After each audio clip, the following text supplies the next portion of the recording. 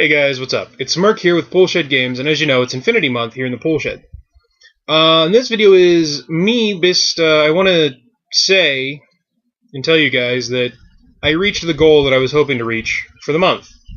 And that goal was to hopefully get my entire Aleph forest painted to a tabletop standard, which for me is all I'm ever probably going to paint, because this is the first 28mm army I've ever actually painted all the miniatures for. All the time I played Warhammer Fantasy and 40k, I never had a fully painted army. And this time around, I have my Aleph, all the models, which I believe I have 8 or 9, are completely painted. And I'm happy with how they turned out. I need to go back and do just a little bit of touch-up work, but as I said, they're tabletop ready. I'm going to show you 2 of the models in the force that I'm the happiest with, I think look the best. And I'm going to tell you what paints I used. Mostly for you guys, so you know if you want to look up any of the paints. But also for me in the future, I can come back to this video when I get more Aleph stuff and see what paints I used to paint them. The first model I'm going to show off is my Asura, which, oh, the lighting is just perfect. But I mean, you can tell I'm pretty happy with how she turned out. I don't think you can see it. You might be able to. Nope. Well, there's 6 little red dots there on her stomach. I don't know if you can tell or not. Now, what you will notice is I didn't paint the eyes, I didn't paint her lips, I didn't do the face. But she's probably one of the models I'm happiest with. And unlike the Deva, who was she turned out strawberry blonde, this one turned out more of a redhead. Just the way the highlighting and the inking worked out. Now, the other model that I'm going to show you is I'm really happy with and I really like is Ajax the Great.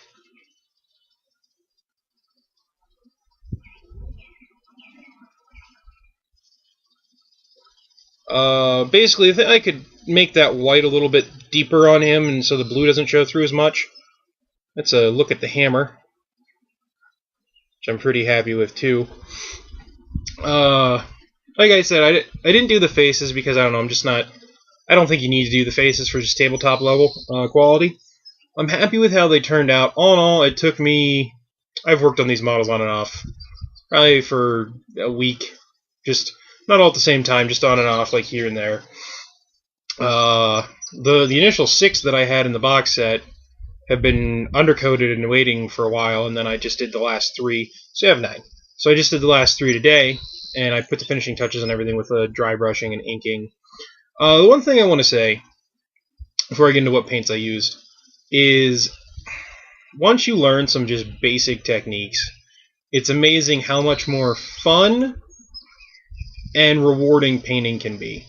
Like when I first started, I didn't really know anything about inks, and I didn't really know a whole lot about dry brushing, and I used inking and dry brushing on all the models in this army, and I was really happy with the way they turned out. I'm going to keep using those 2 techniques on basically everything. I used those on the Russians that I showed you guys earlier. I think that was last month, and it turned out really well. Now, I'm going to get into what paints I used, and there's a lot of them. I'm going to go with base paints first, and then I'll go into highlights, and then I'll talk about the washes that I used. So, the base for the body suits that I used, and kind of anywhere that was kind of black, off black, was I used the Crix Bane base. I liked it because while it's black, it's more like a charcoal or gray. It wasn't super dark. And then for all the blue areas, the base color I used P3 Signar Blue base, not the highlight. All the paints I use are P3, Privateer Press's line of paints. For the flesh, the base color was Idrian Flesh. Gave me that kind of a nice darker skin tone for my Aleph, which I think I'll keep throughout the army. The neat thing about Aleph is they're supposed to be AI, so you can kind of go with weird hair color and kind of just whatever you want with like skin tone and hair color, because they're like they're cyborg bodies, I guess. If you've watched Ghost in the Shell, it's a really good way to explain it. They can augment themselves however they want. So if you really want to do something way out there and do like a really like odd skin tone, like a blue skin tone or a purple skin tone, you could. If you wanted to do really bright hair color, you could. It kind of ties into the anime theme of them being like that Ghost in the Shell army. The white base, like you saw Ajax had white on his shoulder pads. I need to go back and fix it on the Asura, but she has a white spot in the middle of her back.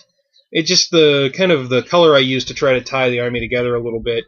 The base for that was a Menoth white base, which again it's a P3 color. And lastly, this color I only used on the head of Ajax's hammer. So I wanted to try to make that hammer look volatile, almost fiery, because it's an explosive close combat weapon. I don't know if I did that or not, but I like the way it looks. I used P3 Sanguine base for that. And so those were the base colors. I had 5 base colors for the whole crew. There's even more highlight colors. The highlight for all the blue, instead of using the Signar highlight, because I didn't want to, I don't know, I wanted a different tone to my blue, I used what P3 calls their Meridius blue. It's kind of a greenish blue. You can't really see it too well there on screen, but I like the way that looked. To highlight that Bane base, I used Bastion Gray. That's a color I like. I like Bastion. I like that color it gave the bodysuits that they're all wearing. The first highlight for the white was Menoth White Highlight, which it looked alright, but I just wanted to take it a little bit further on some of the models. So I also added in a coat of Marrow White, which is really bright white. That's on Ajax's shoulder pads. It's on 2 of my guys' faceplates. The dry brush that I used for the flesh was Cardic Flesh, and I like the tone that gave me. Now for the girl's hair and for Ajax's hammer, I used... Well, this was on Ajax's hammer. This was the next layer of red that I used over the Sanguine base, which is Cardic Red. Then I used the Caldor Red highlight on the hammer. And lastly, I used Heartfire. And I used this on the girl's hair, and I used the Caldor Red on their hair as well. I really like the way those turned out, and I like the way the dry brushing. I think it looks good to me. So I had a total of 8 highlight colors that I used for dry brushing and things. And I have just 5 inks that I used. Obviously, I used Flesh Wash on the faces and the arms. I used Armor Wash on all the grayish black, the bodysuit area. The red ink I used on hair and on Ajax's hammer. The blue ink I used on all of the blue, on all the models. And lastly, I have a model who has Teo Camo, which in Infinity it's Thermal Optic Camo, which makes them really hard to see. They're almost invisible in the battlefield until they do something. And even then you have to spot them, and it's really hard. So to add kind of an extra layer to his color, I used a turquoise ink on top of the blue, made him just a little bit richer in color. And there's 5 of those. So there you have it. All in all, I used 18 different paints on these models. And that's amazing to me, because back when I used to do this, when I first started trying to paint Space Marines, I was like, I need 3 colors, right? But it's fun to see how far you can come and what you can learn with painting. And now it's not so much a chore for me like it used to be. Now it's a lot of fun. Like I said, I have my whole Aleph army finished, which I got that done before the end of the month. Maybe, and you can tell I've been painting. That's my dry brushing hand to make sure that I have all the paint off of my hand before I start dry brushing, off the brush before I start dry brushing. But yeah, I'm really happy with how they turned out. I'm going to try... I got to put an arm on one of the guys. I dropped him and his arm fell off. That was a nice little insult there at the end of it.